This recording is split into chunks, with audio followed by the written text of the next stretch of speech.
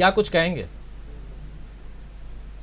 जो तमाम तस्वीरें आ रही हैं, जब ये यात्रा प्रथम दिन से शुरू हुई और आज जो तस्वीरें देख रहा हूं, ये तस्वीरें बहुत कुछ कह रही हैं। राहुल गांधी केवल छाए नहीं हैं, बल्कि वो भारतीय लोकतंत्र को पुनर्जीवित कर रहे हैं, भारतीय संविधान को पुनर्जीवित कर रहे हैं, गांधीवाद के तमाम सिद्धांतों को पुनर्जीवित कर रहे हैं। ये चीजें जो कि माना जा रहा था, जिसका राजनीति में कोई स्थान नहीं है, हम लोग प्रत्येक दिन देखते थे कि लोकतंत्र पे किस तरह से हमले हो रहे थे और उसको लेकर कहीं से कोई प्रतिरोध के मुखर स्वर हम लोग सुन नहीं पाते थे। ये वो स्थितियां, आप सोच के देखिए कि आप यहां पे हम लोग जब तस्वीरों में देख रहे हैं कि वो एक डॉगी से किस तरह से प्यार कर रहे हैं, वो किस तरह से जो है कि बकरी के बच्चे को भी जो है कि कंधे पे लेके घूम रहे हैं। तो हम लोग अमूमन अगर हम लोग ग्रामीण क्षेत्र में जाते हैं तो हमारे किसान भाई इसी तरह से जो है कि वो कंधे पे जो है कि बकरियों को ले जाते हुए तमाम हम लोगों को दिखते हैं वो उसी भाव के साथ। तो सोचिए, अगर पशु मातृ को इतना ज्यादा प्रेम हो तो फिर वो मनुष्य को जोड़ने में उसकी कितनी ज्यादा रुचि होगी। लेकिन दूसरे तरफ जो पार्टी एक तरह से पोलराइजेशन पॉलिटिक्स करती है, जानबूझ के जो है कि समाज में अशांति फैलाने का काम करती है, हिंदू मुस्लिम दंगे फैलाती है। सोच के देखिए कि दिल्ली जो राजधानी है, हम लोग जब बात करते हैं कि भारत विश्वगुरु बनेगा, दिल्ली जैसे क्षेत्र में आप देखिए दो बार एक तरह से तनाव की कितनी एक तो बड़ा सा दंगा ही करा दिया।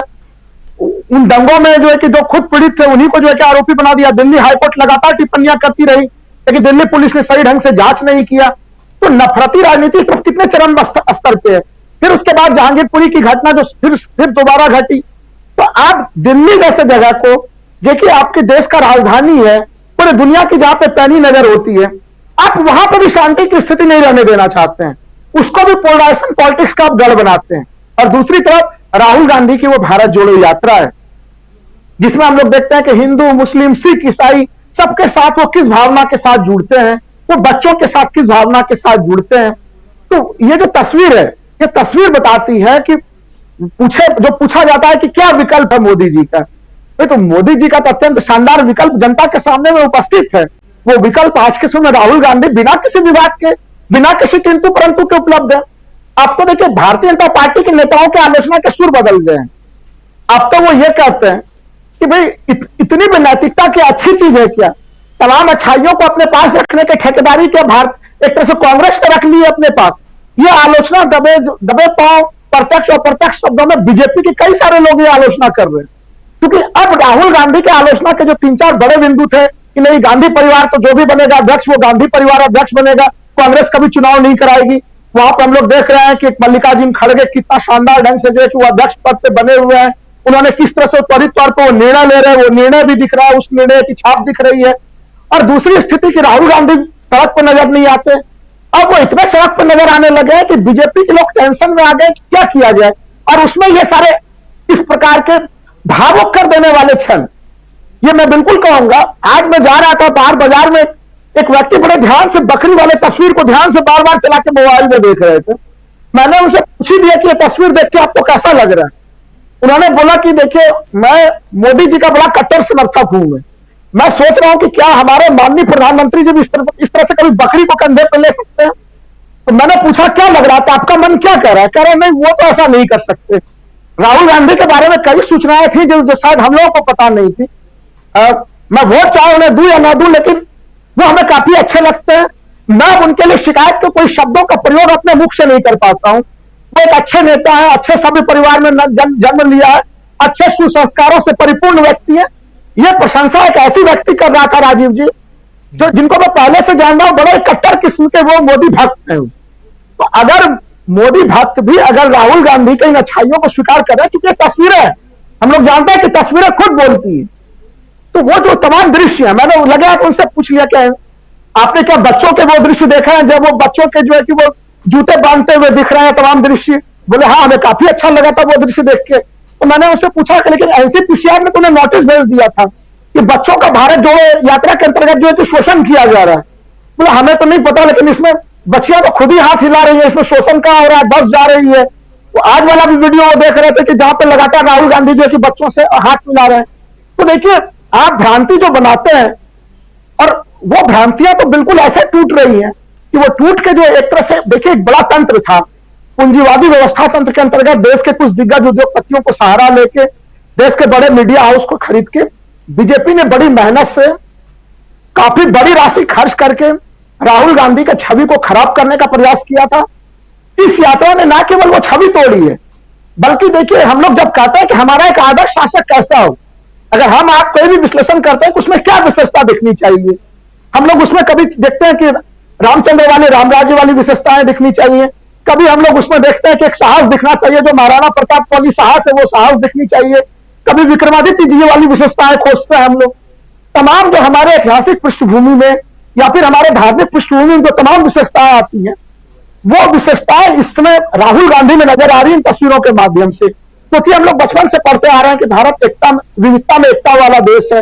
वो जिस तरह से यहाँ के आदिवासी हमारे जो है कि जो बहनें हैं उनके साथ जिस तरह से वो दृश्य डांस कर रहा है, जो दृश्य अभी भी इस समय आपके स्क्रीन पर चल रहा है, जिस तरह से वो डांस बिल्कुल दिखावटी नहीं है, क्योंकि जो आपने म्यूजिक के साथ किया, तो जो उनकी तारतम्यता है पूरे के पूरे ध्वनि के साथ, जो नृत्य में जो पूरी तारतम्यता है वो नजर आ रही है।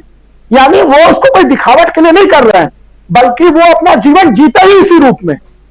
तो ये तो एक बड़ा ही वो क्षण है कि जिसमें लोकतंत्र में एक तरह से काफी ज्यादा निराशा की स्थिति है। यहाँ पे लोगों के बीच में खाई को काफी बड़ा कर दिया गया है। वहां से कहीं कहीं से प्रेम की एक बड़े सागर या समुद्र हम लोग देख सकते हैं।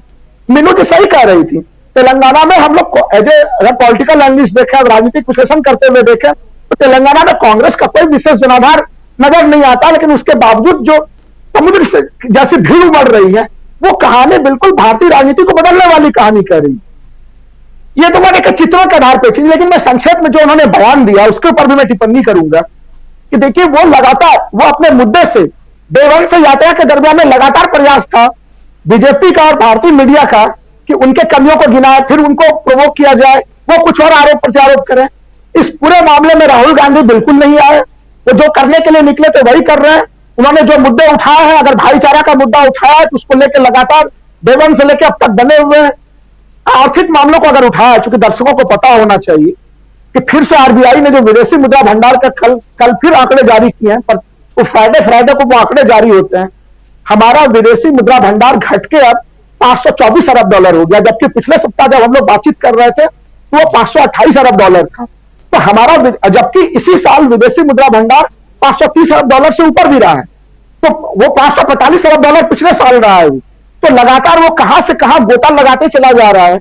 उन परिस्थितियों की तरफ राहुल गांधी सीधे ध्यानाकर्षण करा रहे हैं। वो लगातार बता रहे हैं कि आज हम कहां पे खड़े हैं, आखिर उस नोटबंदी की स्थितियों का क्या लाभ मिला है, जीएसटी का क्या लाभ मिला है, क्या उसने केवल हमारे पूरे अर्थव्यवस्था के तंत्र को तोड़ नहीं दिया, बिना प्लानिंग के आप कोई भी योजना लेके आ जाते हैं। आज महंगाई के मामले पर केंद्र सरकार में कोई बात करने के लिए तैयार नहीं है, लोगों के पास पॉकेट में पैसे नहीं है, बेरोजगारी अपनी चरम स्तर पर है, और उस समय लोग महंगाई के स्तर का कैसे सामना कर रहे हैं। अब तो तमाम लोग जो मैं सड़क पर जाता हूं, लोगों से पूछता हूं, हर कोई कहता है कि सर जैसे हिमाचल प्रदेश और गुजरात के चुनाव संपन्न हो जाएंगे, परिणाम आ जाएंगे 8 दिसंबर को, वैसे ही डीजल, पेट्रोल और सीएनजी में फिर से भारी आग लग जाएगी। पता नहीं उसके बाद का आगे का जीवन यापन कैसे करेंगे। तो लोगों के इन जन भावनाओं को जो कहा जाता था कि कोई विपक्ष उसको आवाज नहीं दे रहा है, उसको राहुल गांधी जितना मजबूत ढंग से उठा रहे हैं।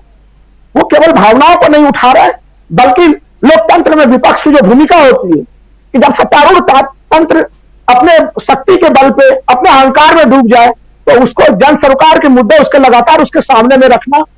और हम लोगों ने देखा भी, ठीक है इनको ढकोसला ही सही, लेकिन ढकोसला के रूप में भी इनको रोजगार मेला के ऊपर इनको आना पड़ा। वो राहुल गांधी का प्रभाव था। अभी इनको बहुत सारे कदम ऐसे उठाने पड़ेंगे जो जनता से जुड़े हुए मुद्दे ये उठाएंगी। ये दबाव इतना ज्यादा बड़ा है राहुल गांधी का कि भारतीय जनता पार्टी उससे नजरअंदाज नहीं कर सकती उसे। जी बिल्कुल। भारत